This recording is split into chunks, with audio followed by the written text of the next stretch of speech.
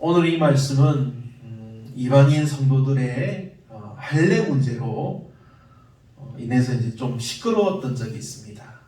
이후에 계속해서 이제 좀 시끄러웠었는데, 그래서 예루살렘 공회가 처음으로 열렸던 사건입니다. 지금 이방인 성도들에게는 아주 큰 시련이 다가왔습니다. 이것은 특히 이방인 선교에 앞장서고 있던 안디옥 교회의 아주 큰 위기입니다.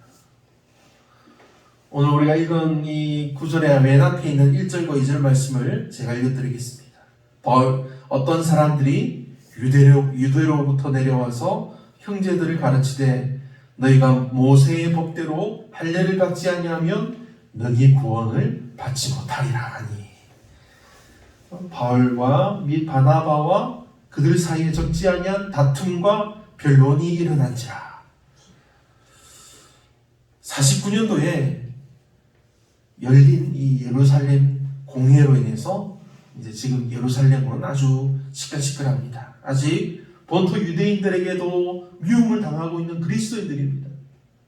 하지만 당시 교회의 사도들과 장로들 그리고 이방인 성도들의 할례와 모세의 율법 준수 문제를 두고 오랫동안 토론을 벌였다는 사실을 우리가 확인할 수 있습니다. 5절과 6절 말씀을 보면 바리새파 중에 어떤 믿는 사람들이 일어나 말하되 이방인에게 할례를 행하고 모세의 율법을 지키라 명하는 것이 마땅하다 하니라. 사도와 장로들이 이 일을 의논하러 모여 교회가 생긴 후 처음으로 모인 이 공의회는 이방의 복음이 아주 활발하게 전해지고 수많은 이방인들이 그리스도께로 돌아오는 과정에 일어난 일입니다. 이 과정에서 유대인 그리스도인들은 새로 믿기 시작한 이방인들이 예수를 믿더라도 구원받기 위해서는 반드시 할례를 받아서 또 모세 율법을 지켜야 한다고 생각한 것입니다. 하지만 이 당시 사도들 사이에서도 이방인이 구원받기 위해서 할례를 받아야 하는지 거기서 대한 일치된 견해가 없었다는 사실이 정말 좀 안타깝습니다. 그래서 결국 예루살렘에서 첫 번째 공의가 열렸습니다. 사도들과 장로들이 이 일을 의논하러 모여 먼저 베드로가 이에 대해서 변론합니다. 그리고 두 번째는 안디옥 교회에서 선교하다가 돌아온 바나바와 바울이 그걸 보고 내용이 있습니다.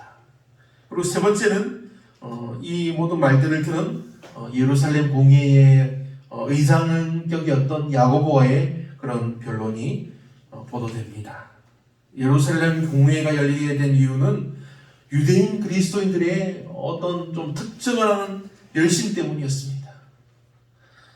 1절 말씀을 다시 보면 이 사람들이 유대로부터 내려와서 형제들을 가르치되 너희가 모세의 법대로 할례를 받지 아니하면 너희 구원을 받지 못하리라. 그렇게 일단은 처음 서두를 떼면서 말을 합니다. 그래서 이 교회에서 가르치던 바나바와 바울과 아주 심한 다툼과 변론이 일어났다고 말씀하고 있습니다. 특히 이 바리새파 계열 사람들이 예수님을 믿고 일어난 일입니다. 하지만 이 사람들의 속에 계속 남아있는 하나님에 대한 어떤 그런 특별한 그런 열심이 지금 이 교회를 시끄럽게 하는 것입니다. 이 바리새파 사람들의 열심이 무엇입니까? 할례를 받지 않으면 구원받지 못한다는 사실입니다. 이것이 어떻게 보면 당시의 이방인들이 유대인이 되기 위한 방법이었습니다. 할례를 받고 모세가 가르친 율법을 지켜 행하는 것입니다. 그래야지 자기들은 구원받는다고 어릴 때부터 계속해서 그것을 외우고 지켜 행했습니다. 그래서 그들은 예수님을 믿고 교회에 들어왔지만 이 방법을 계속 지켜온 것입니다. 사도들도 어떻게 보면 계속해서 그렇게 해왔습니다. 그리고 그들의 생각에는 자신들이 지켜온 이 귀중한 방법을 이방인인 저들이 지금 예수님을 믿고 교회로 들어왔는데 저들도 이 방법을 알아야지 진정한 구원을 얻는다고 생각했다는 것이 오늘 이 문제가 일어난 시작인 것입니다. 하여튼 이 공의회가 모여서 많은 변론이 있었다고 합니다. 7절 말씀에 분명히 많은 변론이 있은 후에 이 문제가 해결될 어떻게 그런 진행 상황이 안 되자 베드로가 일어나서 이제 말을 전합니다. 지금 이 문제에 대해 있어서 많은 사람들이 저마다 일어나서 자신의 주장을 이야기하고 정말 격이 없이 토론을 벌입니다. 누군가 일어나서 자기 주장이 옳다고 절대적으로 옳다고 주장하지 않았다는 사실입니다.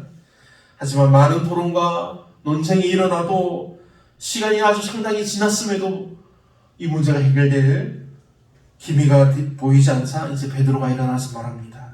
베드로는 이 공의에 모인 모든 사람들에게 아주 간곡한 마음으로 말을 전합니다. 베드로는 예루살렘 이 교회에 모인 사람들이 자기에 관한 일을 아주 잘 알고 있다고 생각하고 있습니다. 이 말은 이 오늘 본문의 말씀 앞에 보면은 베드로가 누구에게 전합니까? 고넬료에게 가서 말씀을 전하고 그 집에 모인 모든 사람들에게 세례를 주어서 성경을 받게 합니다. 이때 고넬료의 집에 모인 모든 사람들에게 어떤 일이 일어났습니까? 모인 모든 사람들이 베드로가 전한 말씀을 듣고 오순절 다락방에서 처음 모인 그 성도들이 성령을 불같이 받은 것처럼 성령을 충만히 받았다는 사실입니다. 이때 베드로는 이 사실을 예루살렘 교회에 보고하고 이방인들도 정말 은혜롭게 구원받을 수 있다는 사실을 확인했습니다. 그래서 지금 베드로는 이 공의에 모인 사람들에게 사람들이 잘 알고 있던 이 이방인 고넬료의 회심 사건을 다시 말하면서 이방인의 할례 문제에 대해서 자신의 주장을 말하기 시작한 것입니다. 그러므로 베드로의 결론은 그러나 우리는 그들이 우리와 동일하게 주 예수의 은혜로 구원받는 줄 믿노라 하니라. 바로 이것이 베드로가 전한 말씀입니다. 이렇게 베드로가 전한 말을 들은 모든 사람들이 조용해졌습니다. 막 서로 변론하고 시끄럽게 막 회의를 하던 중에 베드로가 이 전한 말을 듣고 갑자기 확 조용해졌습니다. 그리고 온 무리가 가만히 있어 바나바와 바울이 뒤에 이어나서 보고하는 말을 듣습니다. 바나바와 바울이 무슨 말을 했을까요? 그들의 1차 전도 여행에 대한 선교 보고를 하게 됩니다. 오늘 말씀에는 그 자세한 내용은 나와 있지 않지만 우리는 그것을 충분히 알 수 있습니다. 그래서 공의에 참석한 모든 사람들은 이 두 선교사 바나바와 이 바울의 선교 보고를 통해서 다시 한번 하나님께서 지금 이방인들의 지역에서 얼마나 크게 역사하시는 하나님의 역사를 알게 된 것입니다. 지금 이 말씀을 베드로가 전한 말씀 뒤에 나오는 것 또한 마찬가지 이유입니다. 그래서 이 바나바와 바울이 그들이 말을 마침에 이 공회에 의장격이던 야고보가 일어나서 이제 말합니다. 이 말씀의 결론이 바로 19절부터의 말씀입니다.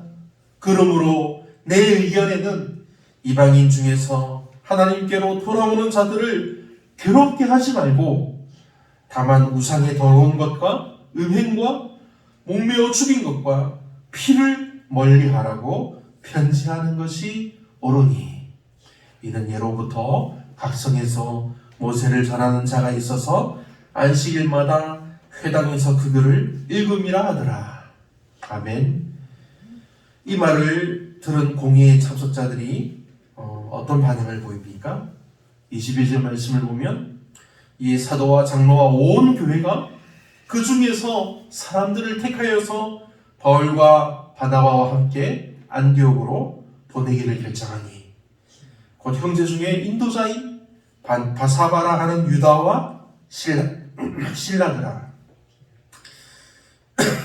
이 공의에 참석한 사도와 장로와 온 교회가 함께 이것을 이제 드디어 결정하게 된 것입니다. 물론 당시 공의에 참석한 이 바리새파 사람들까지 조용히 찬성했습니다. 그래서 이 공의회를 통해서 나타내신 하나님의 뜻은 처음에 이 문제를 일으킨 이 바리새파 사람들을 그들에게도 전해졌습니다. 그래서 그들까지 이 회의 결과를 받아들이게 된 것입니다. 그런데 여러분, 다시 한번 확인합니다. 모든 교회가 무엇을 받아들였습니까? 어떤 사실을 받아들였습니까? 그러므로 내 의견에는 이방인 중에서 하나님께 돌아오는 자들을 괴롭게 하지 말라. 다만 우상의 더러운 것과 음행과 목매어 죽인 것과 피를 멀리하라고 편지하는 것이 옳으니, 이 네 가지만 금하고 나머지 할례받고 모세의 그 수백 가지가 되는 그 율법들을 지키는 그런 것들로 인해서 이방인들을 괴롭게 하지 말라는 것입니다. 그리고 이 사실을 모든 교회가 받아들이고 이것을 편지로 전하게 합니다. 사랑하는 여러분, 모든 교회가 무엇을 결정했습니까?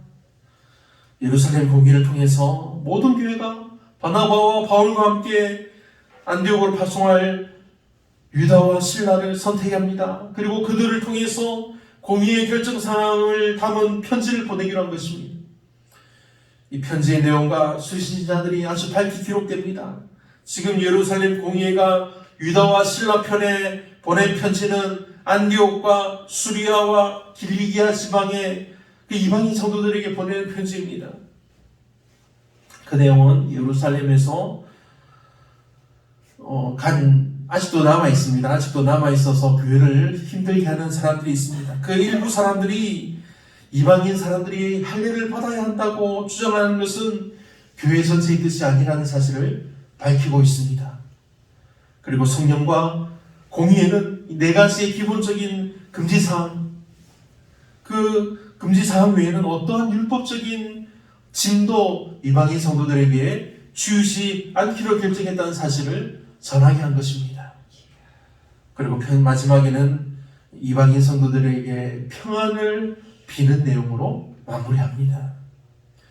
이 네 명의 공의의 대리인들, 바나바와 바울과 실라와 유다가 이제 안디옥에 도착해서 안디옥의 교회를 또 소집합니다. 모두 모인 안디옥 교회의 그 성도들에게 공의의 결정사항을 전해주면서 편지를 읽어줍니다. 공의의 결정과 편지를 받은 안디옥 교회는 정말 모두가 크게 기뻐했다고 기록되어 있습니다. 그리고 더욱더 힘차게 흥왕하여 갔다고 말씀합니다. 바나바와 바울이 나옵니다. 바나바가 어떤 인물입니까? 이미 자기의 모든 재산을, 전 재산을 하나님께 드린 인물입니다. 사도행전 4장 46절 말씀에 구브로에서 난 레위족 사람이 있으니 이름은 요셉이라 사도들이 일컬어 바나바라 번역하면 위로의 아들이라 하니 그가 밭이 있음에 팔아 그 값을 가지고 사도들의 발 앞에 두니라. 아멘. 바울은 어떻습니까? 바울은 히브리인이라는 선민의식과 또 많은 재산, 그게 로마의 시민권을 가지고 있는 사람이었습니다. 그 모든 권리와 세상의 모든 지식을 배설물같이 여기고 포기한 사람입니다. 무엇 때문이었습니까? 무엇 때문에 이 모든 것을 포기했습니까?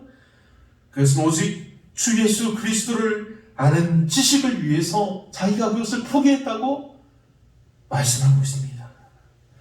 이러한 바울의 믿음의 고백은 빌립보서 3장 8절 말씀에 잘 기록되어 있습니다.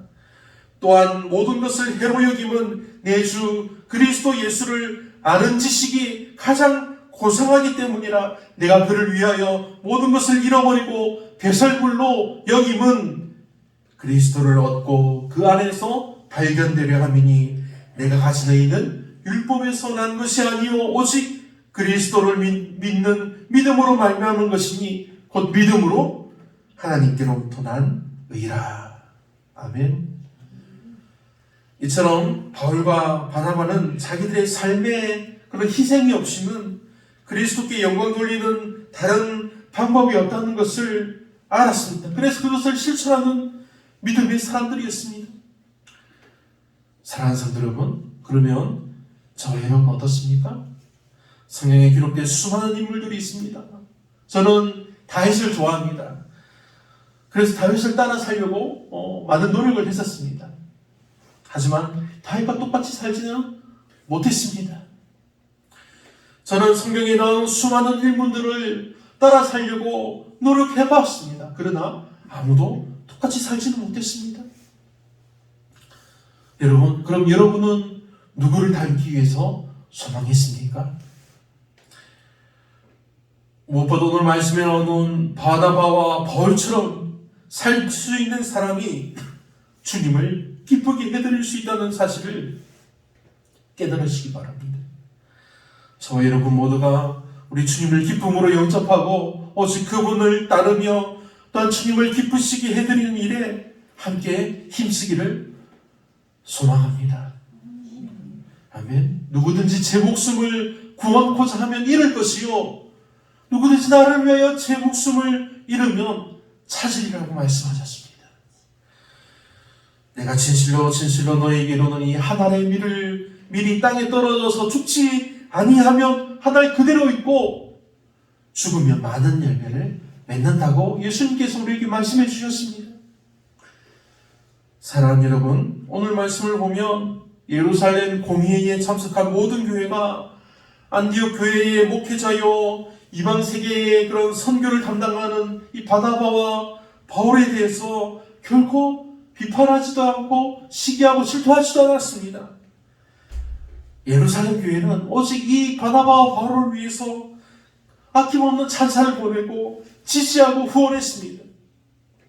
1차 선교 여행에서도 그랬습니다. 지금 돌아와서 다시 재파송되는 그들의 보고를 듣고 모두가 그 사람들을 바나바와 바울을 지지합니다. 위에 있는 모든 선교들에도 바나바와 바울의 아주 든든한 후원자가 되었습니다. 그래서 28절 말씀에 보면 예루살렘 교회는 안디옥 교회에 보내는 편지에서 우리는 이 요긴한 것들 외에 아무 짐도 너희에게 지우지 아니하는 것이 강한 줄 알았다, 이렇게 말씀합니다.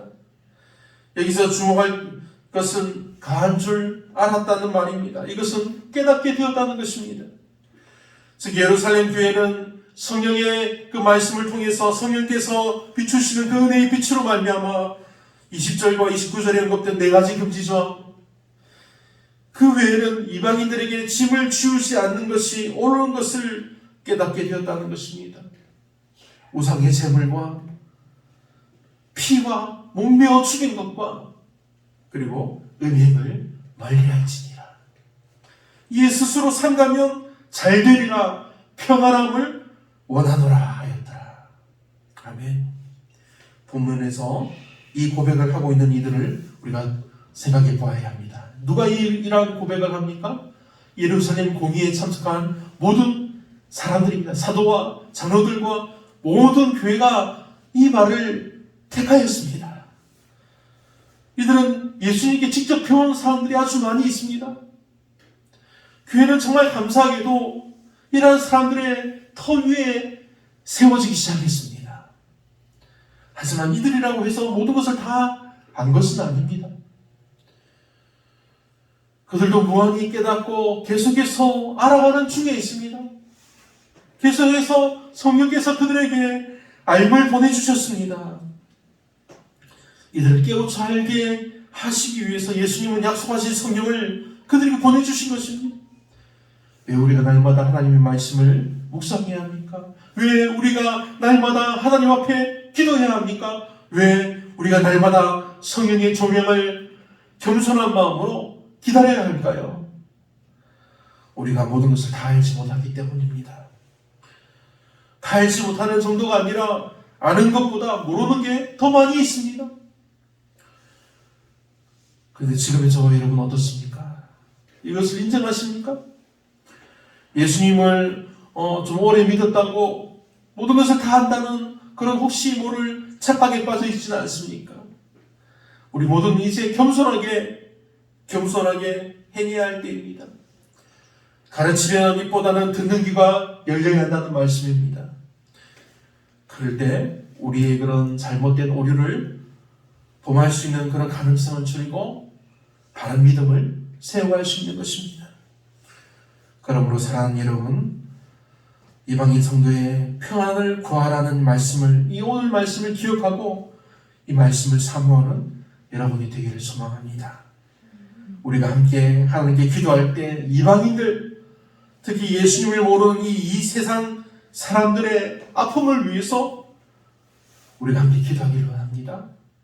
하나님이 구원의 빛을 비추어 주셔서 그들에게 전한 우리 복음의 물결이 그들의 모든 것을 덮어줄 수 있도록 우리는 날마다 기도하고 또 날마다 하나님을 찬양하고 날마다 하나님께 더욱더 우리가 간절히 구하면서 이 복음의 열매가 가득히 맺히도록 계속해서 우리 기도하는 저와 여러분이 되기를 우리 주 예수님의 이름으로 축원합니다. 아멘. 기도하시겠습니다.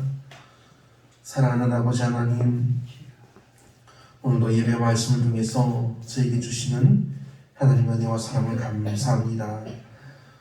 우리로 하여금 오직 신실한 믿음과 주님의 은혜로 살게 하심을 감사합니다. 오늘 말씀 아버지 하나님, 정말 모두 말씀 듣는 자들의 귀와 마음을 열어주셔서 하나님의 말씀을 바로 밝히 알게 하여 주시옵소서. 놀라운 하나님의 말씀을 들을 때마다 우리의 소중한 도움과 나눔과 무엇보다 그들의 아픔에 동참하는 진정한 구제가 뒤따르게 하여 주옵소서. 그래서 우리 교회가 점점 더 예수 믿는 자들로 풍성하여지는 놀라운 은혜를 부어 주옵소서. 우리가 모두가 그리스도인으로 불리며 하나님의 복음을 전파하게 하여 주시옵소서. 아버지 하나님, 오늘 우리에게 주신 이 말씀 하나님께 감사드리오며 우리 주 예수님의 이름으로 간절히 기도합니다. 아멘.